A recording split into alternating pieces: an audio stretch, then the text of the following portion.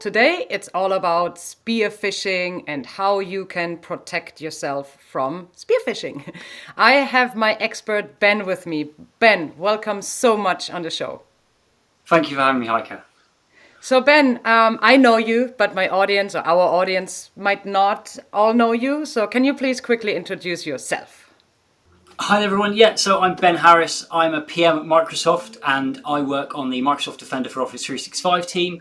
Defender for Office 365 being part of the Defender family and the protection for Office 365.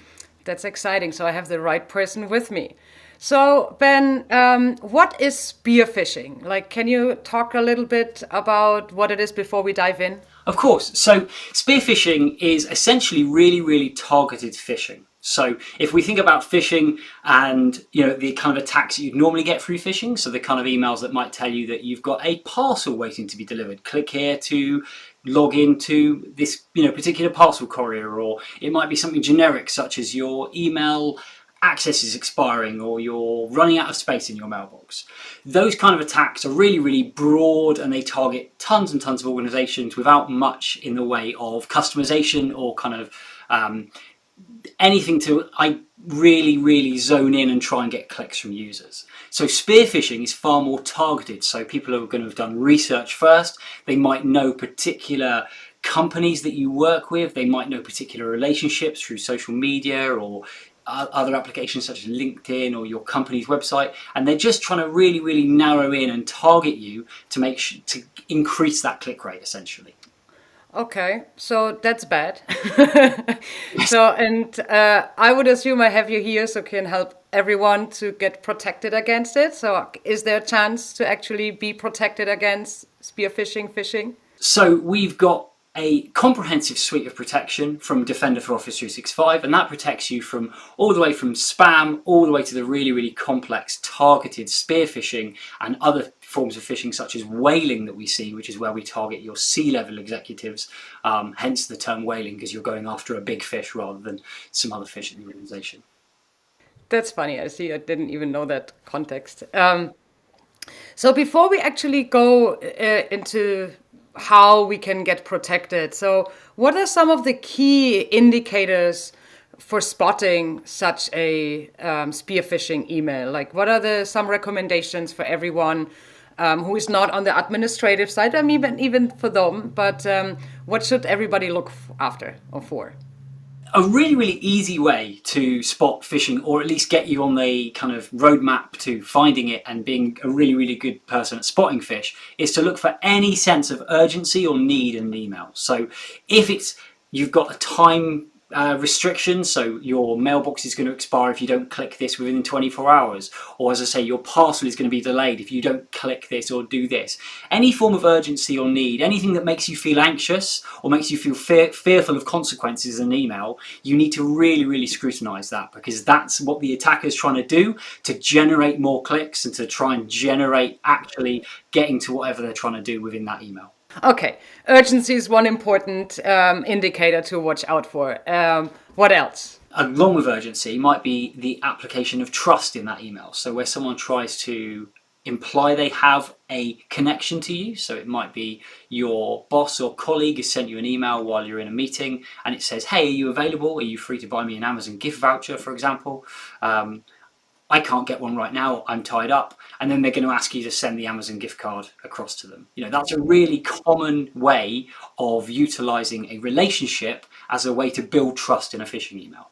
There's probably many more. I want to call out, and probably later again, but we did already one episode with Brandon talking about attack simulation training, where you can basically set up trainings for your users to lure them into these emails, to click or do things that Ben just mentioned, but then also on how to train them to not do this. So in our session here, let's focus back on how can we actually get protected? What can an admin do to basically really protect their users? Yeah, of course. So, as I said, on Defender for Office 365, we've got really, really robust protection. We've actually got what we call our protection stack, and we'll just quickly walk you through that now. So hopefully the protection stack's just popped up for you on screen.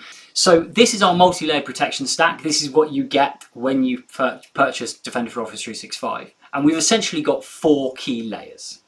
Okay, so the 4 layers are edge protection, sender intelligence, content filtering, and post-delivery protection. So let's start. Is it from top to down, the bottom to top? Where do we start? Yeah, Edge, I exactly. guess. Yeah, so exactly that. We read this left to right, top to bottom, a bit like an English book, I guess. So the edge protection stack, what we're doing there is we're trying to throw stuff out as quickly as possible based on some really, really obvious signs. So if we see mail coming from a known botnet or spam net or known malicious domain or something like that, we can get rid of it really, really early before we start processing it any further, which it kind of helps the service run a lot quicker than some others. So yeah, we see like domain reputation, directory-based edge filtering, enhanced filtering for on-prem routing. We're like, there's some things that I don't know, what does it mean, enhanced filtering for on-prem routing? Why is that a protection?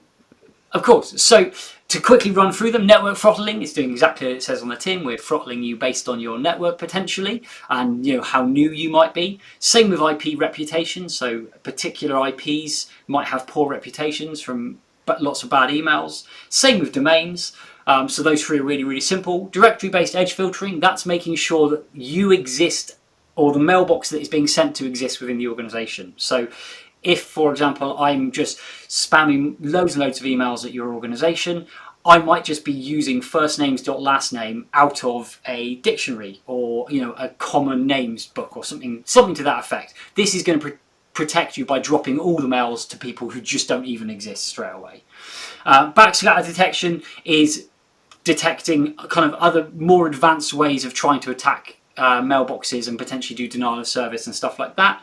And on enhanced filtering for on-prem routing, so that's essentially where we can do some really, really clever filtering around trying to look through emails and past emails to work out and apply more intelligence to them. So as an example, if you've got multiple hops in your mail exchanger records or MX records, we can start to do some clever stuff around looking at what we see and the information we can gain from an email via those. Wow, okay. And sender intelligence looks also very sophisticated. What's all in there? So Yeah. anything we want to highlight? Do you want to walk us through again and explain everything, or do you want to touch on a few things that you think are super important to mention? I'll touch on a couple of key ones for you. So second from left, they're DMARC, DKIM, SPF, and ARC. Those are all authentication mechanisms, and they're what tell email servers really, really important things about the authenticity of an email that they've received. So it's really, really important. If you haven't already, you go out and you look up all of those things and you start to set them up, because they will make sure that your emails are more deliverable and your emails are more genuine and trustworthy. So those are really, really key things to do. And that's something that we then look at and apply on the inbound side during our sender intelligence area. Intra-org and cross-domain spoof are around protecting your domains and other people's domains from being abused, essentially. And then we've got bulk filtering, where we've just recently released some new features around trying to filter out grey mail, as other people may call it. And then finally, we've got the mailbox intelligence impersonation, user impersonation, and domain impersonation. Now, mailbox intelligence and mailbox intelligence personalization work together, and what they're doing is they're watching your email flow essentially, and they're seeing who gets communicated with, who you regularly receive emails from, and therefore will be able to flag when you receive an email from someone that you wouldn't normally receive an email from. So a good example of this might be, I receive an email from hr@payroll.com, and then all of a sudden I receive an email from hrr@payroll with 3ls.com. Now, mailbox intelligence and mailbox intelligence impersonation, that's going to protect me against that. And then finally, we've got user impersonation and domain impersonation, and this is protecting you from lookalikes. So as an example, here at Microsoft, we've got Satya as our CEO. User impersonation would protect me from receiving an email from someone who is trying to impersonate Satya, and the same with domain impersonation, and you can even see there a little example of Microsoft.com but spelled with a zero. Wow, okay, that's a lot. So what's the difference, like I'm super new to this, like what's the difference between spoofing and then impersonation? Really, really great question. So, spoofing is where I am sending an email as your domain, or I'm attacking a particular domain. So, as an example here, Microsoft.com, that would be me setting up an email server to send emails as Microsoft.com, completely outside of Microsoft and doing it maliciously. Now, impersonation is where I'm not going to set my email server up as Microsoft.com. I'm going to set it up as Microsoft.com, and I'm going to impersonate that domain. So it's not the exact match. It's trying to look like it and fool a user by using something simpler like a small typo, an I instead of an L, something like that. Wow. Okay, yeah, now I got it. Thank you.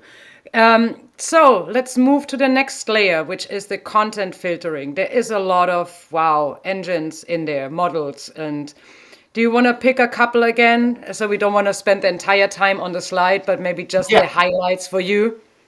Yeah, of course. So the real highlights for me here are the last three on the right. So we've got safe attachments, link content detonation, and URL detonation. So what that's doing is that's sending stuff to our advanced sandboxing solution, where we will inspect attachments and open them up and have a look and see what they do. We'll do the same with content that's linked. So if there's an attachment that's got a link in it, we'll follow that. Or if there's a link that links to an attachment, we'll follow that and we'll kind of open it up and have a look. And the same with URL detonation. So we're protecting you from zero-day threats. We're protecting you from malicious, phishing URLs, etc. by opening those up in a sandbox, having a look at them and seeing what they're actually doing and making a determination if they're bad or not. So is there a reason why these three that you said are your favorite ones have like a little check, a blue check? Yeah, that's because as I say, we've made sure that they're safe at that point. So we've either detonated them or we've already detonated that particular entity, and therefore we know it's safe, or we haven't got a signal to tell us it's bad yet. Okay, so this is all before things actually getting delivered. That's why the last layer is called post delivery. So now it means that mail arrived in the user's mailbox, or where is that delivered?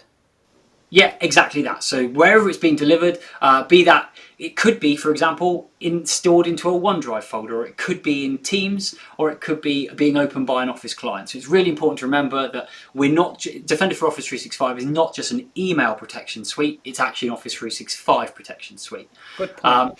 Yes. Yeah, exactly that. So we then apply lots and lots of protection at that level as well. So what sometimes happens is you'll see attackers send a link that's completely benign, which means it gets through the first three stacks. What they then do is they then redirect or change the content that link links to something weaponized post-delivery. And that's what we get to pick up here with this post-delivery protection. So at time of click, with a click or a link or an attachment or whatever you might be doing, we can re-detonate that, see if the verdict's changed to be malicious, and then we can fire off alerts. And I know you've covered alerts and incidents and stuff in previous episodes, and it can fire off all of that automation and start to protect the users at that point as well. And then we do something called ZAP, or zero-hour auto purge, which is where we automatically remediate and clean up. So you can see all of that in the post-delivery protection there as well. Wow. So that means basically protected across my collaboration stack with all this intelligence and all these, how do you call them? Like the layers, not layers, but the functions, the tasks in those layers. Yeah, I think you're right with that, to be honest. It's layered protection and it's really, really comprehensive. So as I say, we're protecting you at the edge. We then have a look at the actual kind of the basics of the email via our sender intelligence stack and who it's come from and where it's going to and what that looks like. We then open up that email essentially, if we're going to use that as an analogy, and we look at the content of the email and where it links to and what files it's got attached to it. And then finally, just because it got through those three stacks doesn't mean it's safe. At time of click or post delivery, we can still interact with that message and keep you protected. Or, as I say, if it's in Teams, OneDrive, SharePoint, or any of the Office apps as well. So as an admin, I would now get a little worried that I have to configure all of this because it's a lot. Like, again, you explained many of these items, but I think if I would have to now, I don't know, wrap my head around what do I need to do? Like, how complicated is it, Ben, for someone to set up the protection layer stack? Yeah, so that's a really, really common question we've got from loads of customers actually. And quite a lot of the time customers say to us, hey, that's all great, but how do we configure it? And then when we start to configure it for them or help them configure it, the first question they've got as well is, what do you recommend?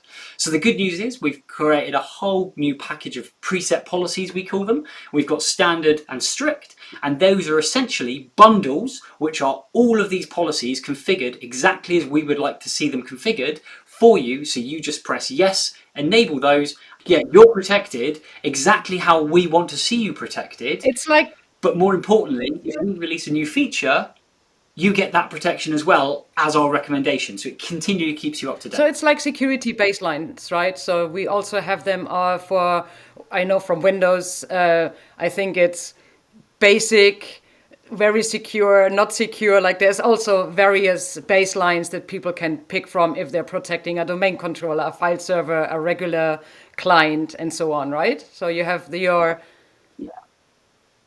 yeah, you have your, what did you say? Yeah, You have security baselines are really basic and what was the second name?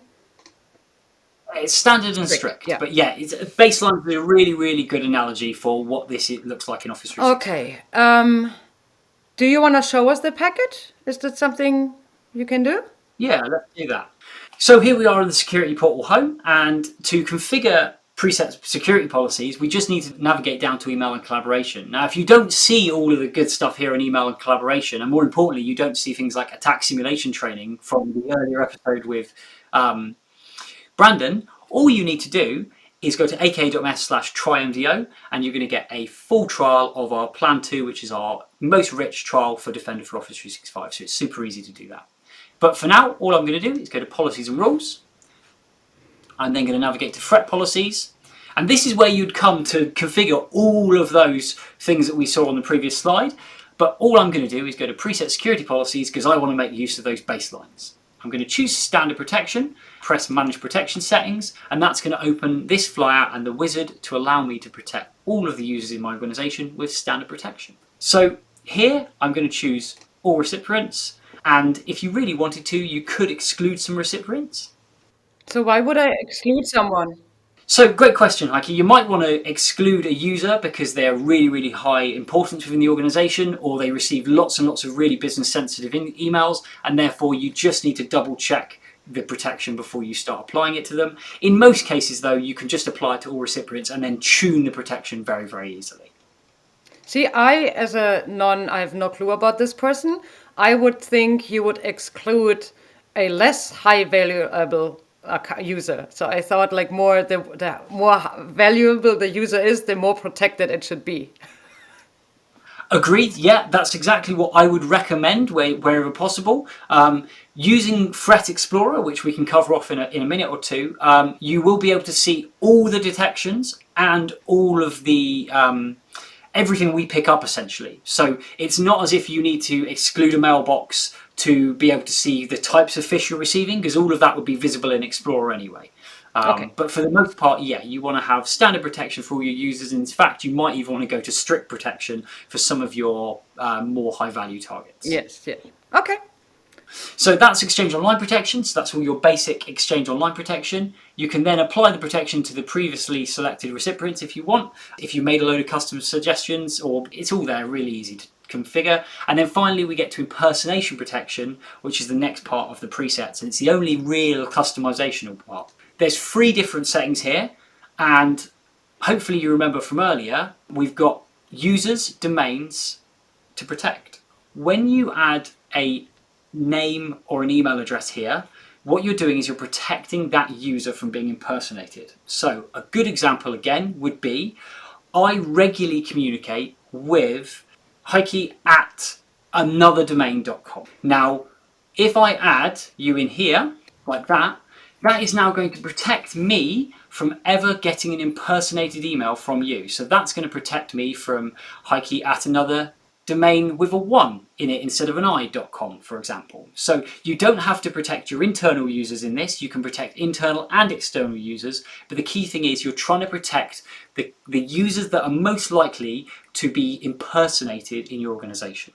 And once we've done that and we've added our list, so a good example would be regular people you communicate with, what we can do is we can do that at a domain level as well. So if you have a supplier that you're speaking to on a regular basis, so we're going to call this supplier.com, you can add supplier.com in here as a protected domain, and that's then going to protect you from receiving emails from supplier.net. For example, if I try to do a supply chain attack or a bit of business email compromise by doing that, this protection is essentially going to catch that by saying, hey, that domain looks far too similar to an email that's been, or a domain, sorry, that's been added to the custom domains.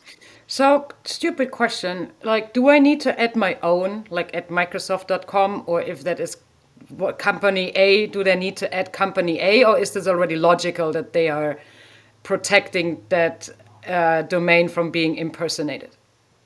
That's a super good question, and no, you don't need to at all. So as soon as we configure this, we will add all of your internal domains to be protected anyway for you. So no, you don't need to do that. All you need to be doing here is adding custom or external domains to this area. Oh, okay, cool, thank you. No worries at all. And then if you've got someone who is a known trusted sender or a known trusted domain, you can exclude them from impersonation here. So an example might be, I'm going to protect myself against being attacked by Satya, and therefore that's going to work. However, we might be communicating with a satya@gmail.com as well. Now, that means that satya@gmail.com is going to try and email me after we've configured this policy, and they're going to be blocked because that's seen as an impersonation of satya@microsoft.com. So what we can do is we can proactively add that in here, or the domain. Again, if we've got a similar circumstance with a known domain that we communicate with that's looking very similar to one that we've already protected with the custom domains, we can do that here and actively stop those from being picked up. So I guess, I don't know if you will show this later, or if there's a tool that helps an admin to actually understand what to enter in all those 3 pages, because I would assume, like at Microsoft, we have so many suppliers, vendors that we work with, and do we care about this? Like, how is a big company actually dealing with what to pick, what to add in here? Like, yeah, really great question. So a lot of the work is done for you by the mailbox intelligence impersonation we touched on earlier. So all the mailbox intelligence is working out your sender graph for you, and it's protecting people at a user level against impersonated domains and users. This is for the wider company stuff, such as I say, really big domains, really big suppliers that we know we're at risk of having a supply chain attack from. so I don't have to add everyone. It's really just the ones that you have, I don't know, receive constantly emails from, or that you want to protect. Like, I don't understand where our intelligence comes in, and where is the filter, like where do I need to add something? Yeah, so a good way to look at this, I guess, would be if your payroll provider is payroll.com, you definitely don't want them to be impersonated, so you're going to add payroll.com as a protected custom domain. You're likely, though, to have a particular small supply management area that they're communicating with many different suppliers, and you're not going to add all of their suppliers into here because that's going to fill up the limit very, very quickly. That's where the mailbox intelligence impersonation is going to protect those users. As I say, you're just doing this at a global organizational scale for the really, really big hitters. So you also have the option to turn the policy on as soon as the wizard's finished, or you can just leave it turned off if you then want to have it reviewed by someone else. And then that's it. So this will then give you a quick review of all the settings you want. You just press confirm, and that's you protected. So that's the entire stack that you just saw a minute ago protected in a matter of clicks. And as I say, the value of this is that you will be continually updated with your protection. So when we release a new feature, the recommended setting for that feature will automatically be enabled and turned on for you. So this is awesome, but like, I'm more of a person that how did we say this? Like, I want to build my Lego, right? I want to see the little pieces, how they're coming together. And now you applied the standard policy. I didn't see any options, or like what is actually turned on in Defender for Office 365 protection. I only had to customize the impersonation protection. Where do I see what has been configured? Yeah, so there's some documentation that covers all of the settings that this will have configured for you. But if you're the type of customer that doesn't want to have things automatically done for you and you'd rather stay manual, then we've got a tool to help you there as well. So under policies and rules, where you can see threat policies, here's where you configure everything manually. So you already configured the package now. So it means it applied all the changes to all those individual settings. So if I change something individually, it will just adjust it to the standard policy.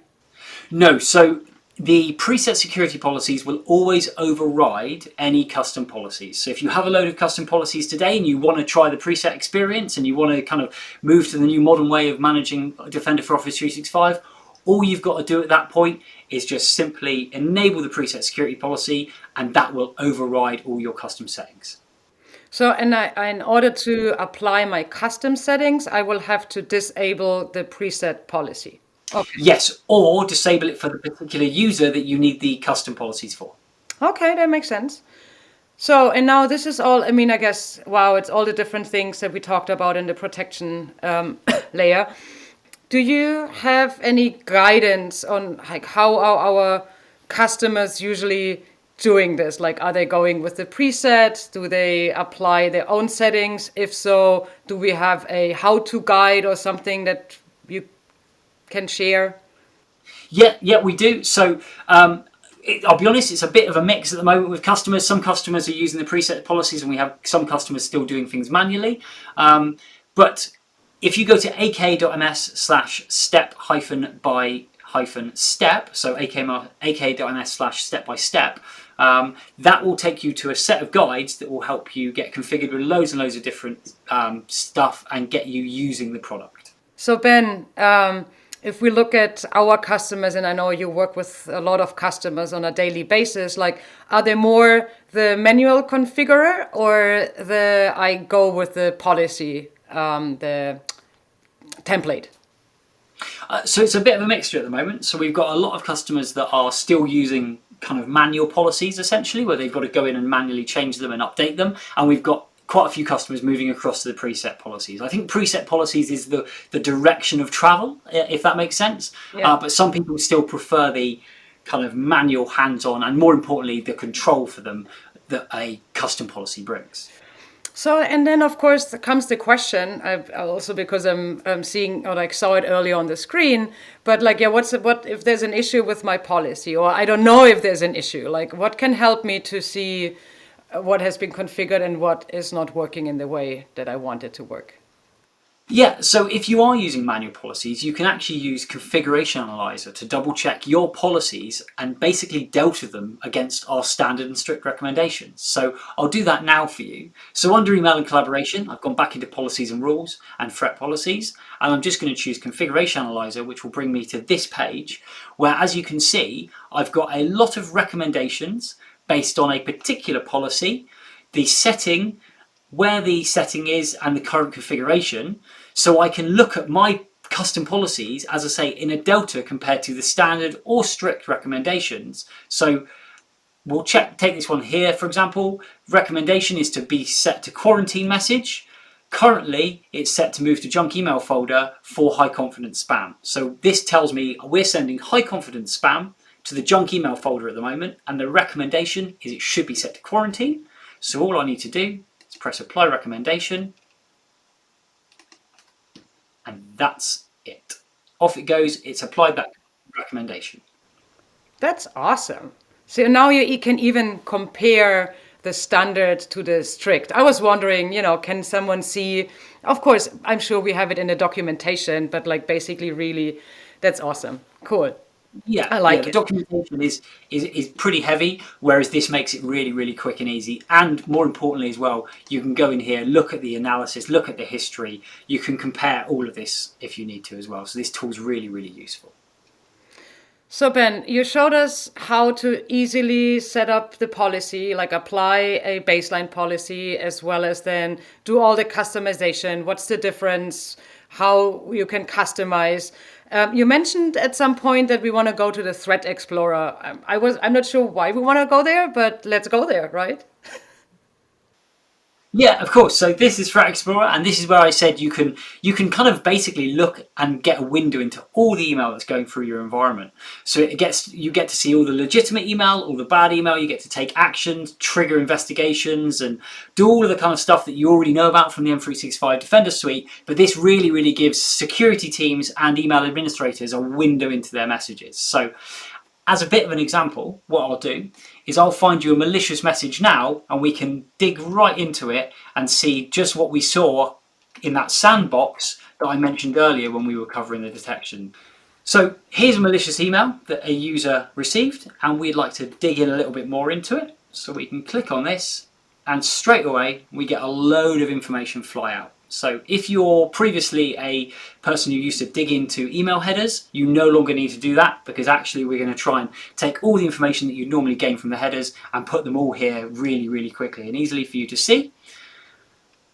You can then navigate directly to our email entity page, which is the new really powerful way of, as I say, getting all the data out of an email without needing to check any headers whatsoever. And then just to finish that off, if we go to URLs, because we can see in the detection technology here that URL detonation was one of the reasons that this email was picked up. So that means in our sandbox, we detonated URL, and that's what caused a verdict to be changed. We can click on the URL that we saw in the email, which we know has got a threat of phish.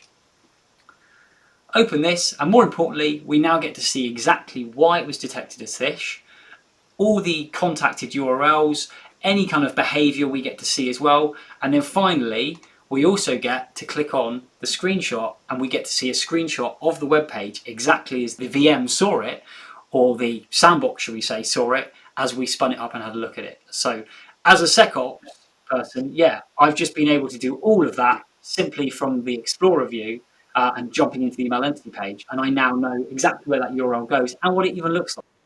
So this is even a great learning portal, or like a page where you learn about all the bad threats and all the phishing emails and everything that's coming to your organization. That's awesome. So I know we wanted to focus on the protection side, and you just mentioned there is like the email entity page, and we talked about, we did a show on incidents and stuff. But yes, I recommend everyone, of course, going to the Microsoft 365 Defender portal, look at all the different things that are available for like hunting, Threat Explorer, and all the other items in the navbar. And as Ben mentioned, if you do not have a MD, like Defender for Office 365 tenant, you can go to aka.ms/try-MDO. We'll put the link in here. Ben, I think there was a lot to digest, a lot of names that I've never heard. Thank you so much for walking us through. No, it is. And for being on the show. Thank you so much. Thank you very much for having me. And thanks, audience, for watching. I hope I will see you at the next episode. Bye.